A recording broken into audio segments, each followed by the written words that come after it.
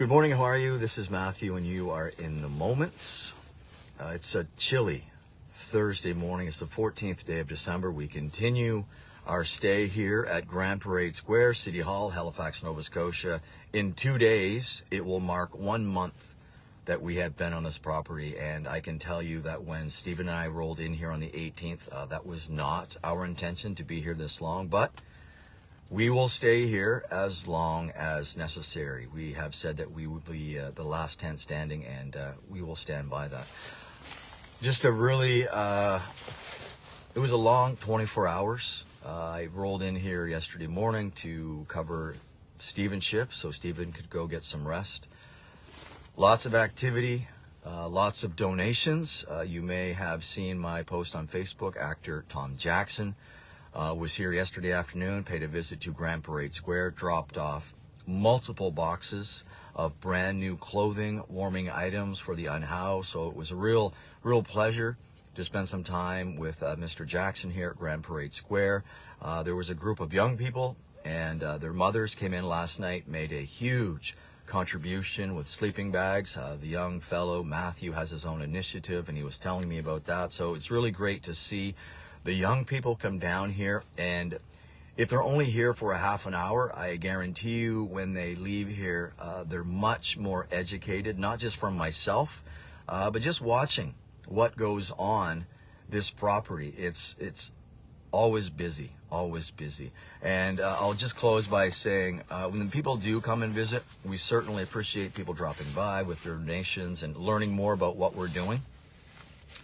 A lot of the conversations that I've had just recently, two things happen when we have conversations here in this property.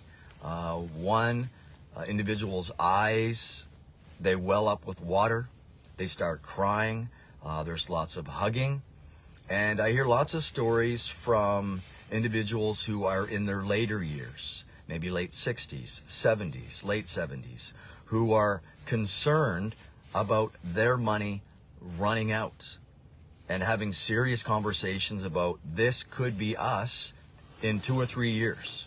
So this housing crisis, the unhoused situation that we find ourselves in, it does not discriminate. Your life can be turned upside down in a heartbeat, and that's really what people, I think, when they spend some time on this property and when they leave, they get a little better understanding of how quickly things can change, and perhaps are not too far away from this reality themselves. So we continue to raise awareness, and we will be here until every individual on this property. Rick, can I show you on camera for a minute? It is in a much better living condition. Can you do what you do? Okay. So Stephen just talking to one of the unhoused gentlemen here. Let's bring Stephen into the conversation again. We're just doing this broadcast from the van today. It's about minus 16 right now. It's a really chilly day. We're not expecting the mercury to rise above zero until Friday. So a chilly day and a chilly night. So hi Matt, just do a little flip. I just want to introduce you to this gentleman's name's Rick. He's been off and on here. And we just had a donation from Ina. She's a great friend of mine from the Annapolis Valley. She brought sleeping bags. She brought an amazing knapsack. She brought gloves. She brought blankets. And already within a matter of 5 minutes, those items are being used by Rick. And he literally, his tears were coming out of his eyes there for the gratefulness. And every item that he looked at me, I gave him a thumbs up. He's more than welcome to have. And literally, that's the only items that he has on his back. And his story is way, way, way deeper than any one of us could even imagine. And I won't get into that. But this gentleman here is going through hell. And he is here. He was gone for a bit, and now he's back because of certain circumstances beyond his control.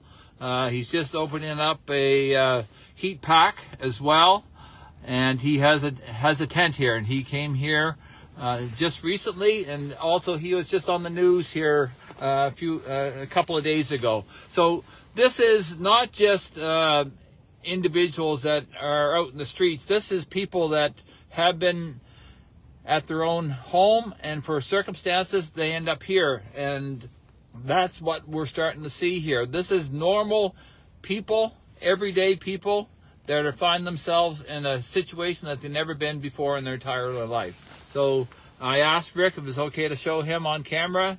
He said no problem. He's again trying to bring light to the terrible, terrible circumstances that we're facing here. So thank you, Rick, for that. So over the past couple days, again, we have to apologize that we haven't been able to do daily updates. We're quite beyond exhausted. I had a chance to go home and regroup, and Matthew was here for a 24-hour shift. I'm going to do a 24-hour shift myself. And again, if you want to come down and volunteer to give us a hand during the daytime, that would be wonderful. We've been talking to some individuals that are going to come and provide counseling, and I really appreciate that. So yesterday, as Matthew said, we had a wonderful visit from our local actor who's been on Sullivan's Crossing. We've also, yesterday, we made the national news, and that was either last night or the night before that was on. There's Rick saying thank you. And we're just bringing total awareness to the unhoused right across Canada, and we're doing everything that we can in order to try to figure out a emergency shelter situation. We've also made a donation to Victoria Park with platforms for their ice tents that they put up there as well. And there was something else that happened yesterday that I just drawing a blank on. Oh yes. So when I was on the night shift, not last night, but the night before, it was the beginning of things getting cold. And I have to tell you, Matthew and I, we literally were up in the back shift. And what happens between 12 a.m. and 6 a.m. is, it's hard to explain, but it's almost like Gotham City in the middle of the night. And we have literally dozens of characters that come through here, and at one point I literally had two people sitting in the front of the van here sleeping. I was sleeping, and I was watching in the back here, and then I had another person in the tent. And then I also had a visitor that was so intrigued with what we were doing down here that that individual came down between midnight and 3 a.m. to have a conversation about what we're up to here. And that individual plans to be part of our team at some point, and we'll introduce that more. But it is just sheer chaos. It's sheer desperation. And again, these are normal people that are literally trying to get out of the elements and save their lives. And I can't even begin to tell you the desperation and how wary they are. And there's one lady that came here in particular. She must have weighed probably less than 80 pounds. And she literally said that she hasn't slept in 2 days because she has no place to go. And as we become part of the fabric here, people are starting to better understand what we're trying to do here. But they're also coming from other encampments in sheer desperation. And the weather the past 24 hours, it's insane. Yeah, so we're literally broadcasting from the inside of our van because it's so frigid and windy outside that we're afraid that the camera's going to freeze. Not only that, the wind's howling, and it's just surreal. So, and then as far as today goes, I've kind of gotten a chance to regroup. We've had several donations that I'm not going to tear up, but I'm telling you, this is the people's movement, and every day that we're out and about, we have people thanking us for what we're doing. We have people that want to give donations. We have people that want to be a part of what we're doing, and we're internally grateful for that. And we're literally getting hugs from strangers. as we go.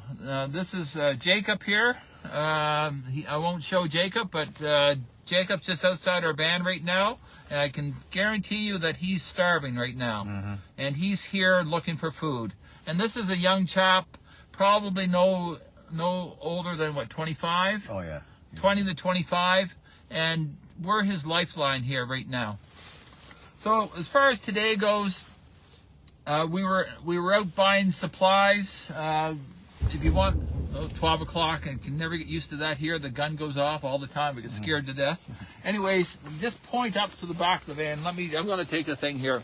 Whoa, there we go. Anyways, this is the back of the van. It's loaded with stuff that we picked up today. So I'm going to talk about that for a second. This might be a little bit longer broadcast. I'm not sure, but I want to give a big shout out to Matey's Pantry. You Matter. That'd be in reverse, of course it would be. And they dropped off some items to my wife in Wolfville. They're based in the Annapolis Valley, and they've given probably, I don't know, $1,500 or $2,000 worth of gear, camping gear. They've given cots. This is a whole bag of undergarments, long johns, even stuff from Windsor Wear, which is amazing. That's a collectible. So, and there's a little note in the back here. I'll just read it. We hope the items in the van help you in the struggles you may be facing at this time. Most importantly, know that you matter and we care. Blessings, the folks of Matey's Pantry. And what they did, they not only donated things themselves, but they've received other donations once they knew what they were going to be doing. I also had a young lady on, she said she has about 20,000 followers on TikTok. And she's out raising some funds herself, and she's going to come down here on Saturday in order to drop off whatever that is. We went over to Prince's Auto. Prince's Auto is a place that we buy rope, we buy various types of supplies, lights. They have some great deals over there. And again, we told them what we're up to, and they give us a substantial discount there. Businesses have to run businesses, and we understand that. But when they realize what we're doing, I can tell you there's not one business